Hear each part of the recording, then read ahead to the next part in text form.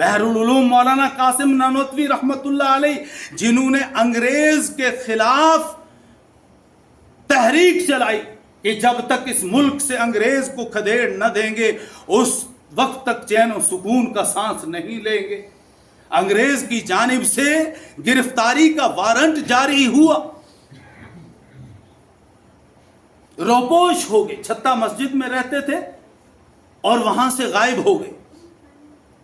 3 دن کے بعد نکل کے آ گئے۔ لوگوں نے کہا حضرت ابھی پکڑ دھکڑ شروع ہے، بہت سارے لوگوں کو گرفتار کر لیا گیا ہے، آپ ابھی روپوش رہیے، کہیں چھپ کر رہیے، آپ کیوں نکل آئے؟ آپ کو تو انگریز کی فوج گرفتار کر لے گی۔ تو حضرت نے فرمایا سنو، آج کا یہ جو ہنگامہ ہے یہ سفر ہجرت سے زیادہ خطرناک ہنگامہ نہیں، اور یہ بھی سن لو کہ میری جان، میری ذات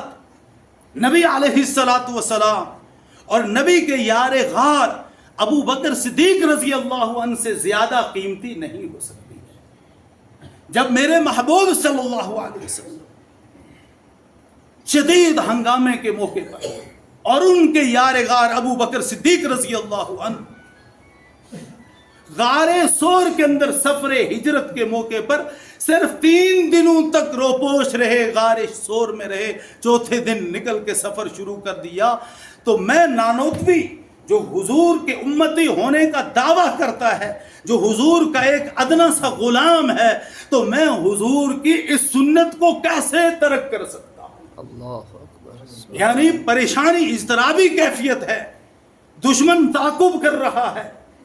گرفتاری کے لیے فوج اور پولیس آپ کو تلاش کر رہی ہے، لیکن ایسے مشکل ترین حالات میں بھی نظر سنت کے اوپر ہے۔